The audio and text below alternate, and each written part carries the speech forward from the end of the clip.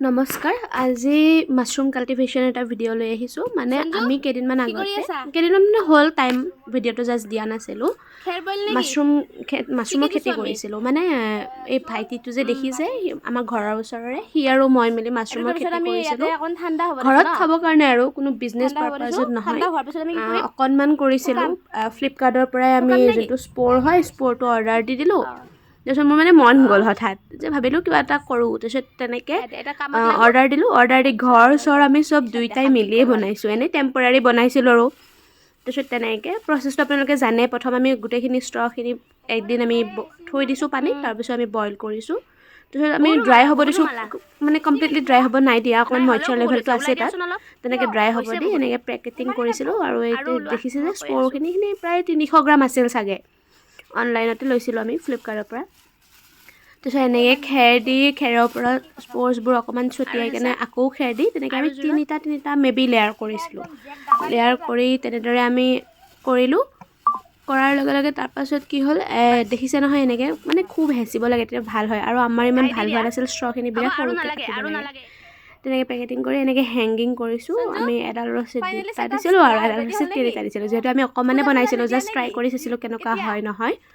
সেইটো কাৰণে তাৰপিছত এনেকৈ আমি ৰখাই দিছিলোঁ এইটো আমাৰ ছেকেণ্ড ডে চাগে আৰু প্লাষ্টিকবোৰ এনেকৈ ফুটা কৰি দিছোঁ মানে দি তাতে কপাহ দি দিছোঁ কপাহটো 3-4 দিন পিছত ওলাই দিব লাগে তেনেকৈ তাৰপিছত এনেকৈ পানী স্প্ৰে কৰিবও লাগে পানী স্প্ৰে কৰি থাকিব লাগে পুৱা গধূলি দুবাৰে স্প্ৰে কৰিব লাগে তাৰপিছত তেনেকৈ সি একো কৈ আছে মানে সি মানে ৰাতিপুৱা আহি মোতকৈ সোনকালে আহি মেলি পূজা চূজা কৰি সাৰি মেলি পানী চানি দি বেছি চম্ভালে ইমান পোহৰ নাহিব আমি দৰ্জা মাৰি দিম সি এনেকুৱা এতিয়া খালি অলপ পোহৰ আহিছে আৰু গোটেইখিনি কৰা হ'ল তাৰপিছত জানেনে বহুতে এনেই কয় যে 7 দিনত হয় 8 দিনত হয় মানে মোৰ লাগিলে হয়তো ছিজনৰ লগতো ডিফাৰেণ্ট মানে হয় চাগে গ্ৰ'য়িং প্ৰচেছটো মোৰ প্ৰায় 21 ডেজ মান লাগিলে প্ৰথমতে ভাবিছিলোঁ নহ'বই নেকি পচিয়ে যাব নেকি কিন্তু নাই ভাবিলোঁ এনেইটো আছে পেলাই দিয়াতকৈ থাককচোন বুলি তেনেকৈ থৈ দিলোঁ তাৰপিছত কিন্তু 21 ডেজ মানত অলপকৈ ওলাইছিলে তাহাঁত দেখিছেনে ভালেই হ'ল গ্ৰ' প্ৰায় 300 গ্ৰামৰ পৰা মই 2.5 কেজিমান পাইছিলোঁ চাগে মাছৰুম ঘৰতে খোৱা হ'ল একো কৰা নহ'লে ক'তো দিয়াও নহ'লে তেনেকৈ ঘৰতে খালোঁ ভালে লাগিলে ভাবিছোঁ এইবাৰ ডাঙৰকৈ কৰিম আৰু তেতিয়া আপোনালোকক দেখাম মই এইবাৰ ভালদৰে কৰিব লাগিব ভালে লাগে এইবোৰ কৰিও কিবা এটা আৰু আজিকালি খুব এইবিলাক মানে বিজনেছ পাৰপাছত বহুত কৰে যদি কেতিয়াবালে কৰিব পাৰোঁ মন আছে আৰু বস্তুটো কৰিবৰ কাৰণে যিহেতু ময়ো বটেনীয়ে পঢ়িছোঁ তো এইবোৰ এক্সপেৰিমেণ্ট কৰি মানে ভাল পাওঁ এনেই কিবা এটা কৰাতকৈ ইউটিলাইজটো কৰিব হয় নহয় তাৰপিছত এয়া হাৰ্ভেষ্টিঙো কৰিলোঁ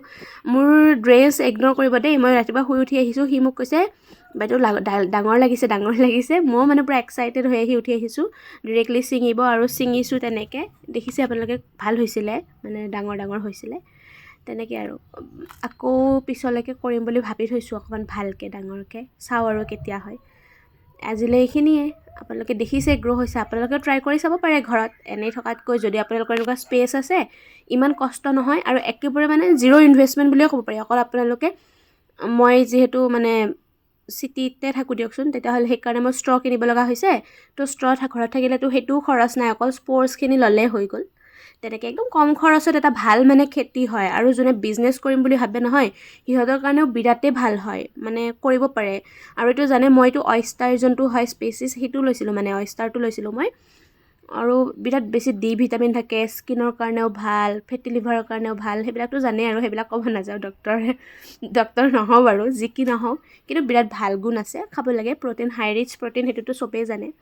আৰু বিশেষকৈ যোনবিলাক মানুহে মানে মাংস নাখায় সেইবিলাক মানুহৰ কাৰণেতো খুবেই ভাল মানে খাবৰ কাৰণে আমাৰ মাহীহঁতৰ ঘৰত প্ৰায় চলে কাৰণ আমাৰ মাহীহঁতে মাংস নাখায় তেনেকুৱা হয় মানে খাবৰ কাৰণে বিৰাট টেষ্টি হয় কেতিয়াবা মই ৰেচিপিও দি দিম বাৰু আৰু পিছলৈ ডাঙৰকৈ কৰিম আপোনালোকে দেখিব আজিলৈ আহিছোঁ ইমানে বাই